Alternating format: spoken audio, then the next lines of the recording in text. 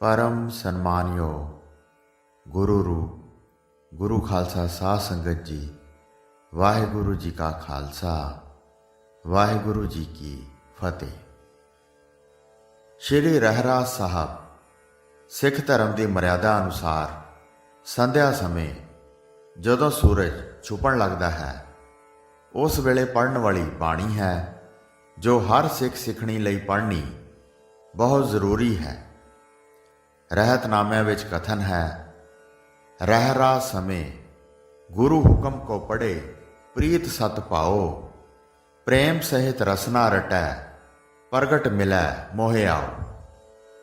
जिवें पहला भी दसिया जा चुकिया है, श्री रहरा साहब के सरूप विच गुरु काल समय तो वादा किया जाता रहा है। श्री गुरु अर्जन देव जी ने जो बीड़ साहब आद बीड़ साहब भाई गुरदास जी तो लिखवाई, उस विच 100 दर कहा 100 कर कहा वाले शब्द तो लैके काहे रे मन चितवा उदम तक 5 शब्द दर्ज किए गए। सो करतारपुर साहब विच अज भी बीड़ साहब धीर मलियां कोल सुभाईमान है, जिसनों पोथी साहब कहा जाता है। फिर 6वें पातशाह श्री गुरु हरगोबिंद साहब जी ने श्री रहरा साहब के नितनेम विच 4 शब्द होर मिला के आप पढ़ने शुरू किए ते सिखां नूं 9 शब्दां वाली रहरास 100 दर 13 कहा तो लैके भई प्राप्त मानुख दे हुरिया तक पढ़न का हुक्म दिता ते सिखां ने उस हुक्म अनुसार यह 9 शब्दां वाली रहरास पढ़नी शुरू कर दी।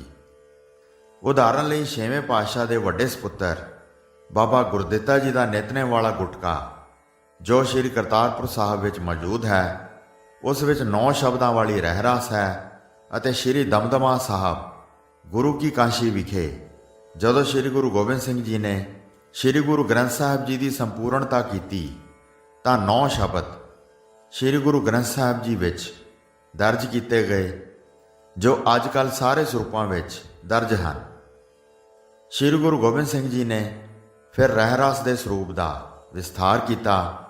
अगे चौपाई सवैये दोहरे आनंद साहब दियाँ 6 पौड़ियाँ, मुंदावणी श्लोक महला 5वां, तिथै तू समरथ, अंतर गुर आराधना, रखे रखण हार वाले शब्द आदि मिला के रहरास के स्वरूप का विस्तार किया ते सारे ਸਿੰਘਾਂ ਸਿੰਘਣੀਆਂ ਨੂੰ ਇਹੋ ਵੱਡੀ रहरास पढ़न के हुक्म दिते, जिसनों भाई मणि सिंह जी ने 5 ग्रंथी विच दर्ज कर दिता।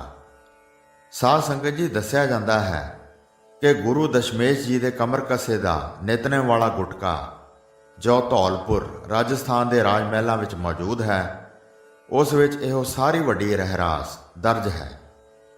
सारियां पुरातन जथेबंदियां निहंग सिंघां दे दल दोवें टकसालां संतां महापुरखां दे अस्थानां उत्ते यही पुरानी वड्डी रहरास पढ़ी जाती है।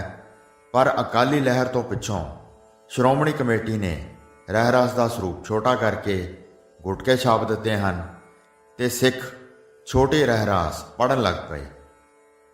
पर पुरानियां पंथक जथेबंदियां प्राचीन रूप वाली रहरास ही पढ़दियां हैं ते गुरु के हुक्मां का पालन करदियां आ रहीआं हैं।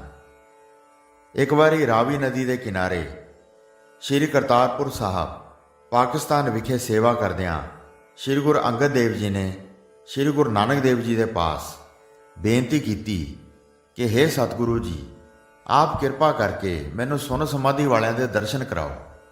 उस समय श्री गुरु नानक देव जी ने कहा कि पुरखा अखां बंद कर। जदों अखां बंद कीतियां तां अपने आप नूं किसी होर देश विच पाया। उत्थे दे लोकां दे मूँह काले देखे। पुछण ते उन्हां लोकां ने दस्सिया कि सुन समाधियां दे देश तां अगे है। अगे गए तो उत्थों के लोगों के सूर के मूँह लगे देखे। फिर सुन समाधियां बारे पुछया तो लोगों ने होर अगे जाण लई आख्या। जदों आप जी अगे गए तो उत्थों के लोगों के मूँह पिछले पासे पिठ पिछे लगे देखे। फिर लोगों के दसण ते होर अगे गए तो देखा कि लोगों दीयां गर्दनां विच किले ठुके हुए सन। फिर सुन समाधियां बारे पुछया तो उन्होंने होर अगे तोर दिता। अगे जाके देखा तो उत्थे सुंदर स्वरूप वालियां अफसरां ਪੁੱਠੇ ਲਟਕਦੇ ਹੋਏ ਮਨੁੱਖਾਂ ਦਾ ਮਾਸ ਖਾ ਰਹੀਆਂ ਸਨ। ਪੁੱਛਣ ਤੇ ਉਹਨਾਂ ਨੇ ਵੀ ਸੁੰਨ ਸਮਾਧੀਆਂ ਦਾ ਦੇਸ਼ ਅੱਗੇ ਦੱਸਿਆ। ਜਦੋਂ ਸਤਿਗੁਰੂ ਅੰਗਦ ਦੇਵ ਜੀ ਨੇ ਅੱਗੇ ਜਾ ਕੇ ਦੇਖਿਆ ਤਾਂ ਉਸ ਜਗ੍ਹਾ ਕੋਈ ਵੀ ਆਦਮੀ ਨਹੀਂ ਸੀ। ਸ਼ਾਮ ਪੈ ਗਈ ਸੀ। ਗੁਰੂ ਜੀ ਉੱਥੇ ਬੈਠ ਗਏ। 2 ਘੜੀਆਂ ਰਾਤ ਗਈ ਤੇ ਦੇਵਲੋਕ ਵਿੱਚੋਂ ਦਿਵ ਸਰੂਪ ਉਤਰੇ। ਆਪਣੇ ਆਪ ਸਭ ਵਿਛੋਣੇ ਵਿਛ ਗਏ ਤੇ ਉਸ ਉੱਪਰ ਬੈਠ ਗਏ। ਗੁਰੂ ਜੀ ਨੂੰ ਵੀ ਉੱਪਰ ਬੈਠਣ ਦਾ ਇਸ਼ਾਰਾ ਕੀਤਾ। ਗੁਰੂ ਜੀ ਨੇ ਪੁੱਛਿਆ ਕਿ ਤੁਸੀਂ ਕਿੱਥੋਂ ਆਏ ਹੋ? ਤਾਂ ਉਹਨਾਂ ਨੇ ਕਿਹਾ ਕਿ ਅਸੀਂ ਸੱਚਖੰਡ 'ਚੋਂ ਆਏ ਹਾਂ। ਗੁਰੂ ਜੀ ਨੇ ਪੁੱਛਿਆ ਕਿ ਤੁਹਾਡੇ ਆਉਣ ਦਾ ਕੀ ਕਾਰਨ ਹੈ? ਗੁਰੂ ਜੀ ਦੇ ਪੁੱਛਣ ਤੇ ਉਹਨਾਂ ਨੇ ਕਿਹਾ ਕਿ ਸਾਨੂੰ ਬੋਲਣ ਦੀ ਆਗਿਆ ਨਹੀਂ, ਪਰ ਤੁਸੀਂ ਸ਼੍ਰੀ ਗੁਰੂ ਨਾਨਕ ਦੇਵ ਜੀ ਦੁਆਰਾ ਭੇਜੇ ਗਏ ਹੋ, ਇਸ ਲਈ ਦੱਸਦੇ ਹਾਂ ਕਿ ਜਦੋਂ ਦਾ ਸ਼੍ਰੀ ਗੁਰੂ ਨਾਨਕ ਸਾਹਿਬ ਜੀ ਨੇ ਅਕਾਲ ਪੁਰਖ ਦੇ ਸਨਮੁਖ ਸੋਦਰ ਉਚਾਰਿਆ ਹੈ, ਉਸ ਵੇਲੇ ਤੋਂ ਹੁਕਮ ਹੋਇਆ ਹੈ ਕਿ ਮਾਤ ਲੋਕ ਦੇ ਜਿੰਨੇ ਜੀਵ ਸਾਰੇ ਸੋਦਰ ਦਾ ਪਾਠ ਕਰਨਗੇ, ਉਹਨਾਂ ਨੂੰ ਸੱਚਖੰਡ ਦੀ ਪ੍ਰਾਪਤੀ ਹੋਵੇਗੀ।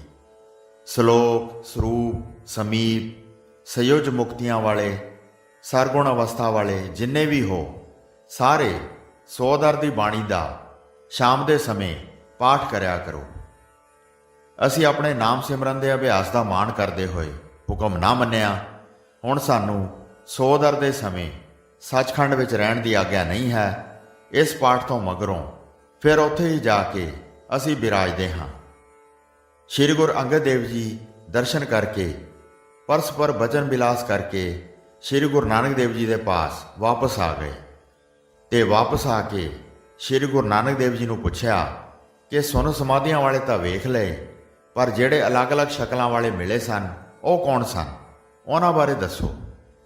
ਸ਼੍ਰੀ ਗੁਰੂ ਨਾਨਕ ਦੇਵ ਜੀ ਨੇ ਦੱਸਿਆ ਕਿ ਉਹ ਗੁਨਾਹਗਾਰ ਲੋਕ ਹਨ, ਜਿਨ੍ਹਾਂ ਨੇ ਬਿਪਤਾ ਦੇ ਸਮੇਂ ਅਰਦਾਸਾਂ ਕੀਤੀਆਂ ਤੇ ਮੰਨਤਾਂ ਮੰਗੀਆਂ, ਪਰ ਸੁਖਣਾ ਨਾ ਦਿੱਤੀਆਂ। ਉਹਨਾਂ ਦੇ ਮੂੰਹ ਕਾਲੇ ਹੋ ਗਏ। ਜਿਹੜੇ ਲੋਕ ਕਿਸੇ ਗੁਰੂ ਪੀਰ ਅੱਗੇ ਨਹੀਂ ਝੁਕੇ, ਸਗੋਂ ਪਰਾਈ ਨਿੰਦਿਆ ਕਰਦੇ ਰਹੇ, ਉਹ ਸੂਰਮੂਹਾਂ ਵਾਲੇ ਬਣ ਗਏ। ਜਿਨ੍ਹਾਂ ਨੇ ਅਮੀਰ ਬਣ ਕੇ ਵੀ ਗਰੀਬਾਂ ਤੇ ਲੋੜਵੰਦਾਂ ਦੇ ਮੰਗਣ ਤੇ ਮੂੰਹ ਫੇਰ ਲਿਆ ਸੀ, ਉਹਨਾਂ ਦੇ ਮੂੰਹ ਪਿਛਲੇ ਪਾਸੇ ਕਰ ਦਿੱਤੇ ਗਏ। ਜਿਨ੍ਹਾਂ ਨੇ ਕਦੇ ਵੀ ਗੁਰਦੁਆਰੇ ਜਾਂ ਸੰਤਾਂ ਭਗਤਾਂ ਅੱਗੇ ਮੱਥਾ ਨਹੀਂ ਟੇਕਿਆ, ਸਗੋਂ ਹੰਕਾਰ ਵਿੱਚ ਆਕੜੇ ਰਹੇ, ਉਹਨਾਂ ਦੀਆਂ ਧੌਣਾਂ 'ਚ ਕਿੱਲੇ ਠੋਕੇ ਹੋਏ ਹਨ। ਅੱਗੇ ਜੋ ਲੋਕ ਪੁੱਠੇ ਲਟਕਦੇ ਸਨ, ਜਿਨ੍ਹਾਂ ਨੇ ਧੀਆਂ ਭੈਣਾਂ ਦੇ ਪੈਸੇ ਲੈ ਕੇ ਖਾਧੇ ਸਨ, ਤੇ ਉਹ ਧੀਆਂ ਭੈਣਾਂ ਅਪਸਰਾ ਬਣ ਕੇ ਉਹਨਾਂ ਦਾ ਮਾਸ ਖਾ ਕੇ ਬਦਲਾ ਲੈ ਰਹੀਆਂ ਸਨ ਕਿ ਤੁਸੀਂ ਵੀ ਸਾਡਾ ਸਰੀਰ ਜਾਂ ਮਾਸ ਵੇਚਿਆ ਸੀ। ਸੋ ਇਸ ਪ੍ਰਕਾਰ ਇਹ ਕੌਤਕ ਸ਼੍ਰੀ ਗੁਰੂ ਨਾਨਕ ਦੇਵ ਜੀ ਨੇ ਸ਼੍ਰੀ ਕਰਤਾਰਪੁਰ ਸਾਹਿਬ ਵਿੱਚ ਸ਼੍ਰੀ ਗੁਰੂ ਅੰਗਦ ਦੇਵ ਜੀ ਨੂੰ ਦਿਖਾਇਆ। ਨਿਤਨੇਮ ਦਾ ਫਲ ਅਤੇ ਰਹਿਰਾਸ ਸਾਹਿਬ ਦੇ ਪਵਿੱਤਰ ਪਾਠ ਨਾ ਕਰਨ ਵਾਲੇ ਨੂੰ ਦੰਡ ਦੱਸਿਆ। ਰਹਿਰਾਸ ਸ਼ਾਮ ਨੂੰ ਪੜ੍ਹਨ ਦੀ ਮਰਿਆਦਾ ਕੀਤੀ। ਸ਼੍ਰੀ ਗੁਰੂ ਗੋਬਿੰਦ ਸਿੰਘ ਜੀ ਨੇ ਕਿਰਪਾ ਕਰਕੇ ਅੰਮ੍ਰਿਤ ਛਕਾ ਕੇ ਅੰਮ੍ਰਿਤ ਵੇਲੇ 5 ਬਾਣੀਆਂ ਸ਼੍ਰੀ ਜਪਜੀ ਸਾਹਿਬ, ਜਾਪ ਸਾਹਿਬ, ਤਵੈ ਪ੍ਰਸਾਦ ਸਵਈਏ, ਚੌਪਈ ਸਾਹਿਬ, ਹਮਰੀ ਕਰੋ ਹਾਥ ਦੈ ਰੱਛਾ ਤੋਂ ਲੈ ਕੇ ਤੀਰ ਸਤਦਰਵ ਗ੍ਰੰਥ ਸੁਧਾਰਾ ਤੱਕ, ਪਿੱਛੋਂ ਸਵਈਆ ਪਾਏ ਗਹੇ ਜਬ ਤੇ ਤੁਮਰੇ ਅਤੇ ਦੋਹਰਾ ਸਗਲ ਦੁਆਰ ਕੋ ਛਾੜ ਕੇ, ਤੇ ਸ਼੍ਰੀ ਆਨੰਦ ਸਾਹਿਬ ਸੰਪੂਰਨ 40 ਪੌੜੀਆਂ ਦਾ ਪਾਠ ਕਰਨ ਦੀ ਮਰਿਆਦਾ ਤੋਰੀ ਅਤੇ ਸ਼ਾਮ ਨੂੰ ਰਹਿਰਾਸ ਸਾਹਿਬ ਸੰਪੂਰਨ ਤੇ ਰਾਤ ਨੂੰ ਸ਼੍ਰੀ ਕੀਰਤਨ ਸੁਹੇਲੇ ਦੀ ਮਰਿਆਦਾ ਕਾਇਮ ਕੀਤੀ। ਜਿਹੜਾ ਗੁਰੂ ਦੇ ਹੁਕਮ ਵਿੱਚ ਨਿਤਨੇਮ ਅਨੁਸਾਰ ਇਹ ਮਰਿਆਦਾ ਨਿਭਾਉਂਦਾ ਹੈ, ਉਹ ਧੰਨਤਾ ਯੋਗ ਹੈ। ਉਸ ਨੂੰ ਸੱਚਖੰਡ ਵਿੱਚ ਮਾਣ ਮਿਲਦਾ ਹੈ। ਇਸ ਤੋਂ ਭਾਵ ਇਹ ਹੈ ਕਿ ਕਿੰਨੀ ਵੀ ਅਵਸਥਾ ਕਿਉਂ ਨਾ ਹੋ ਜਾਵੇ, ਗੁਰਸਿੱਖਾਂ ਨੂੰ ਨਿਤਨੇਮ ਤਿਆਗਣ ਦੀ ਆਗਿਆ ਨਹੀਂ ਹੈ। ਭਜਨ ਦਾ ਮਾਣ ਨਹੀਂ ਕਰਨਾ। ਜਿਵੇਂ ਸੁੰਨ ਸਮਾਧੀਆਂ ਨੇ ਭਜਨ ਦਾ ਮਾਣ ਕੀਤਾ ਸੀ ਤੇ ਉਹਨਾਂ ਨੂੰ ਸੱਚਖੰਡ ਵਿੱਚੋਂ ਬਾਹਰ ਕੱਢ ਦਿੱਤਾ ਜਾਂਦਾ ਹੈ। ਗੁਰੂ ਜੀ ਦੇ ਬਚਨਾਂ ਦਾ ਭੈ ਧਾਰ ਕੇ ਕਦੇ ਵੀ ਇਹ ਗਲਤੀ ਨਹੀਂ ਕਰਨੀ। ਨਿਤਨੇਮ ਦੇ ਵਿੱਚ ਪਿਆਰ ਰੱਖਣਾ ਹੈ। ਨਿਤਨੇਮ ਕਦੇ ਛੱਡਣਾ ਨਹੀਂ। ਕਹਿਣ ਤੋਂ ਭਾਵ ਜਿਹੜਾ ਬੰਦਾ ਇਸ ਮਾਤਲੋਕ ਵਿੱਚ ਸ਼੍ਰੀ ਰਹਿਰਾਸ ਸਾਹਿਬ ਦਾ ਪਾਠ ਨਹੀਂ ਕਰਦਾ, ਉਸ ਨੂੰ ਸੱਚਖੰਡ ਵਿੱਚ ਢੋਈ ਪ੍ਰਾਪਤ ਨਹੀਂ ਹੁੰਦੀ, ਭਾਵੇਂ ਉਹ ਕਿਤਨੇ ਹੀ ਪੁੰਨਦਾਨ ਕਰੇ। ਸ਼੍ਰੀ ਗੁਰੂ ਗੋਬਿੰਦ ਸਿੰਘ ਜੀ ਨੇ ਰਹਿਤਨਾਮਿਆਂ 'ਚ ਸ਼੍ਰੀ ਰਹਿਰਾਸ ਸਾਹਿਬ ਦੇ ਪਾਠ ਕਰਨ ਬਾਰੇ ਇਸ ਪ੍ਰਕਾਰ ਹੁਕਮ ਕੀਤੇ ਹਨ। ਚੌਪਈ। ਠੰਡੇ ਪਾਣੀ ਜੋ ਨਹੀਂ ਨਹਾਵੈ, ਬਿਨ ਜਾ ਪੜੈ प्रसाद जो पावै, बिन रहरास संध्या जो खोवै, कीर्तन पढ़े बिन रैण जो सोवै, चुगली कर जो काज बिगारे, त्रिग तिस जन्म सो धर्म विसारे, करै बचन जो पालै नाही, गोबिंद सिंह तिस ठौर कत नाही। प्रातः काल गुर गीत न गावै, रहरास बिना प्रसाद जो पावै, बाहर मुखी सिख तिस जानो, सब बर्तन मिथ्या तिस मानो, लख 84 भ्रमता फिरै, बार बार जग जन्मै मरै, गुरु बचन स्यों टूटा जाए, दरगह ताको मिलै सजाए। दास नूं आग्या दिओ। वाहिगुरु जी का खालसा, वाहिगुरु जी की फतेह।